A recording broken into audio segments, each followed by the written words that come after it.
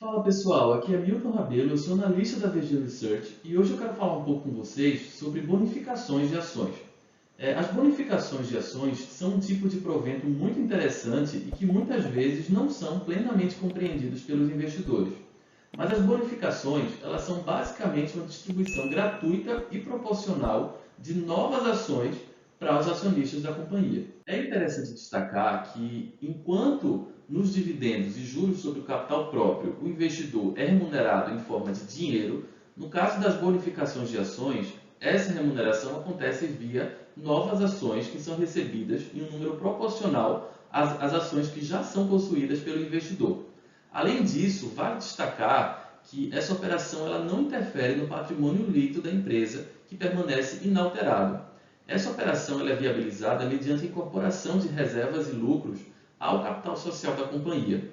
Além disso, como também acontece com os dividendos e juros sobre o capital próprio, o investidor ele não precisa fazer nada para receber as bonificações de ações, já que esse processo é todo automático e ele é processado diretamente pela Bolsa de Valores. Além disso, vale destacar que, por questões regulatórias, as companhias abertas em bolsa elas são obrigadas a distribuir no mínimo 25% do seu lucro em dinheiro aos acionistas.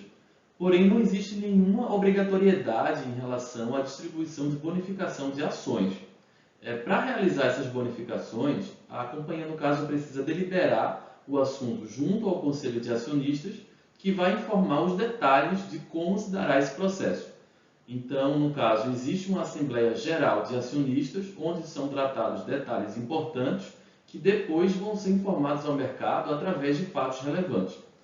Nesses fatos relevantes vão ser informados alguns detalhes, por exemplo, o percentual que vai ser bonificado, no caso, a data em que vai ser realizado o crédito das ações aos acionistas, assim como a data ex, que seria aquela data a partir da qual quem comprar essa ação não tem mais direito a essa bonificação. Como eu acabei de falar, a bonificação ela é normalmente expressa em um percentual que é definido pela companhia.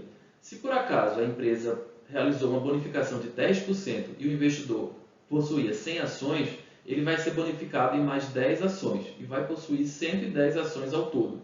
Se por acaso o investidor possuísse 115 ações, ele receberia em tese 11,5 ações, o que não é possível por se tratar de um número fracionário. Então haveria o crédito de 11 ações e a fração de 0,5 ação seria vendida no mercado e creditada em conta desse acionista. É interessante destacar também que a posição financeira da empresa ela permanece inalterada após a emissão dessas novas ações. Diante disso, é necessário ajustar proporcionalmente o valor desses papéis, o que pode surpreender o investidor desavisado. Nesse caso, na data ex, o preço de mercado ele é ajustado automaticamente para que o valor de mercado permaneça exatamente o mesmo.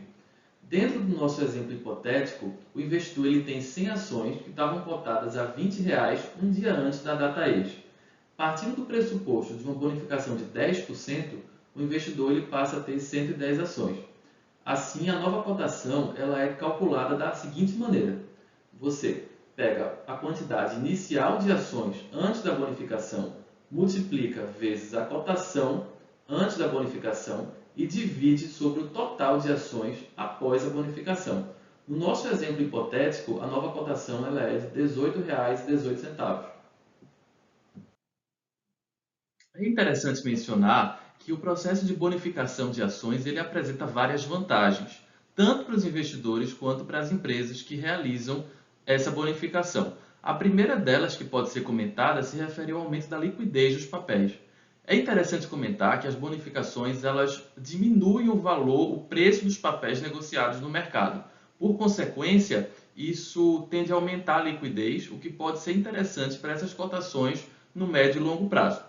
Além disso, os investidores eles passam a receber mais proventos sobre as suas ações. No caso, se o investidor tinha 200 ações e após uma bonificação de 10% ele passa a ter 220 ações, ele vai receber dividendos, juros sobre capital próprio e novas bonificações sobre essas 220 ações. Além disso, para a empresa que realiza a bonificação, esse provento também é interessante porque ela faz com que o capital seja mantido em seu caixa.